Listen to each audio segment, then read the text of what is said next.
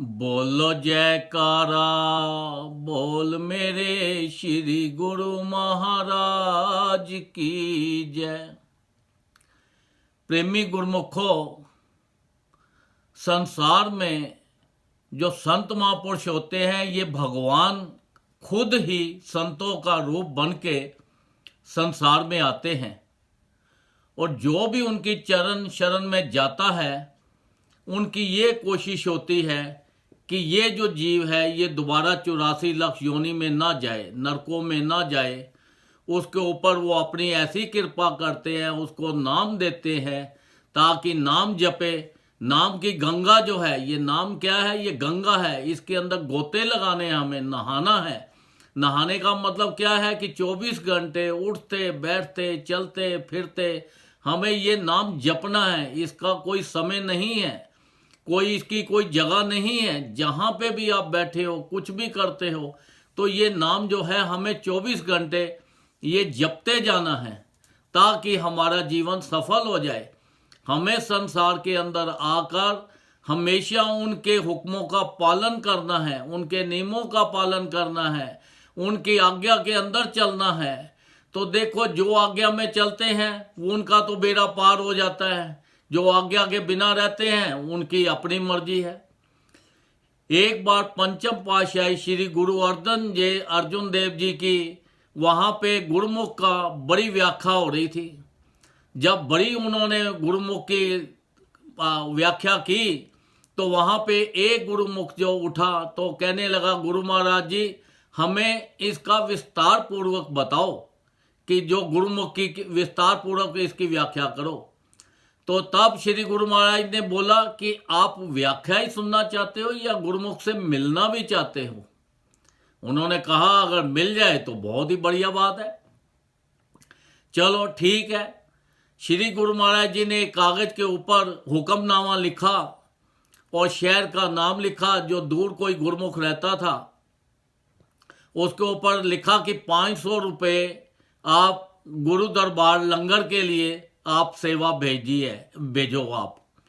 तो जिस गुरुमुख ने पूछा उसी गुरुमुख को वो हुक्मनामा दिया, बोला जाओ इस शहर में जाओ और जाके और ये हुक्मनामा तुम्हें दिया है तो ये सेवा लानी है लंगर के उससे।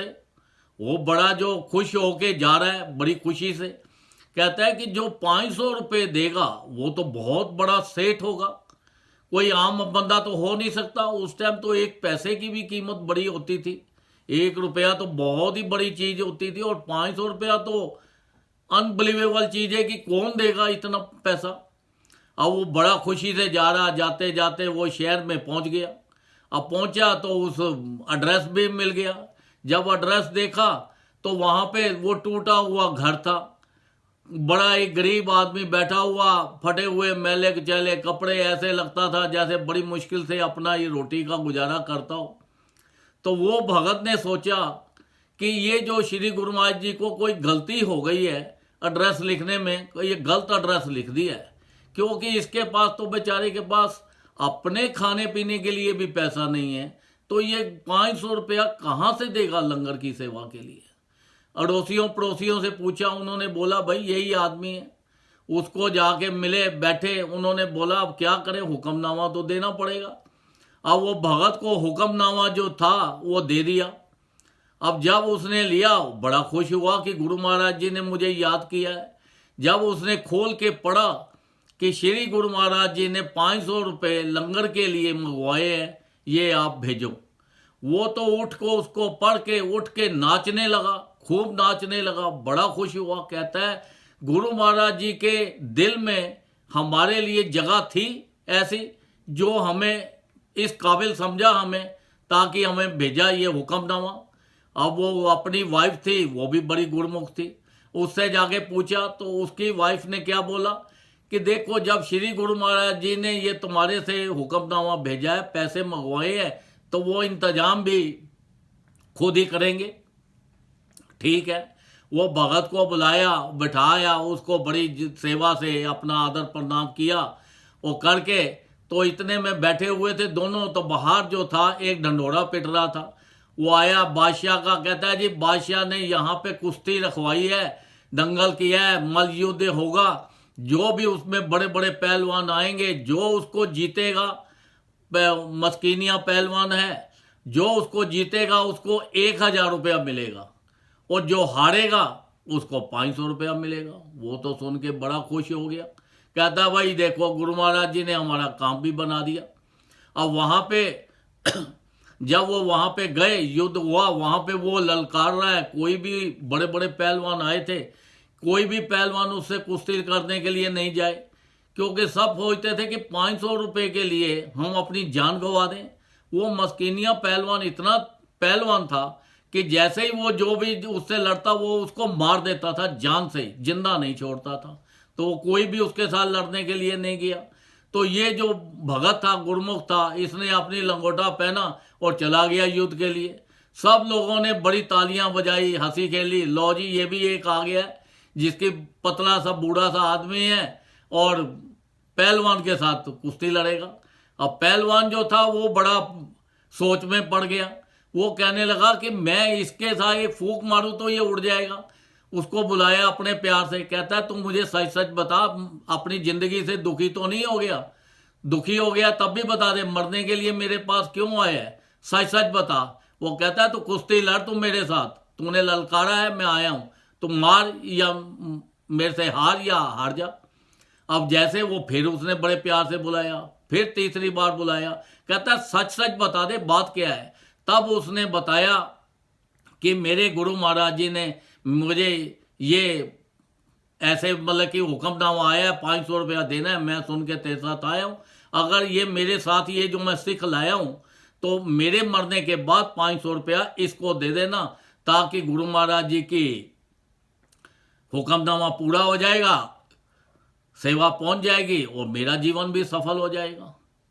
तो देखो उस पहलवान ने क्या किया, उसको उठाया और जमीन पे डाल दिया, हार गया। अब उसको मारा नहीं उन्होंने, खाली हरा दिया। कि फिर देखो कि गुरु महाराज जी की कितनी अपार कृपा कि उसको 500 रुपये भी मिल गए और बच भी गया।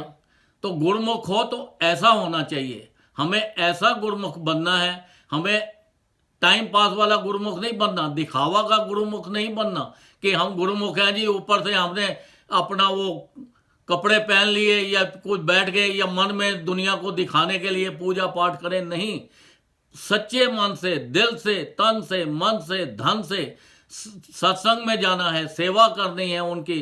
जो उन्होंने 5 नियम बनाए हैं वो 5 नियमों का पालन करना है। श्री आरती, पूजा, सत्संग, सेवा, सिमरन और ध्यान, जो श्रद्धा सहित करे निश्चय हो कल्याण। ये 5 नियमों की गंगा बह रही है, नाम की गंगा बह रही है, इसके अंदर नहाना है हमें, अपना पूरा अच्छी तरह से जप करके अपना लोक और परलोक सुखी करना है। जो इन नियमों का पालन करते हैं उनका संसार में उनके ऊपर कोई बीमारी नहीं आती, उनको कोई पैसे की कमी नहीं रहती, उनको संसार की सारी खुशियां मिलती हैं। तो जो इन नियमों का पालन करेगा उनका लोक भी सुखी हो जाएगा और उनका परलोक भी सुखी हो जाएगा। और गुरु महाराज जी को भी बड़ी खुशी होगी कि देखो इनके ये जो जीव हैं ये हमारा नाम जप के और अपना लोक परलोक सुखी कर रहे हैं, और ताकि संसार की मौजें लें और खुशियां लो और अपना भजन करते जाओ, ताकि हम ये 84 से बच सके और सीधा सचखंड को जाए। बोलो जयकारा, बोल मेरे श्री गुरु महाराज की जय।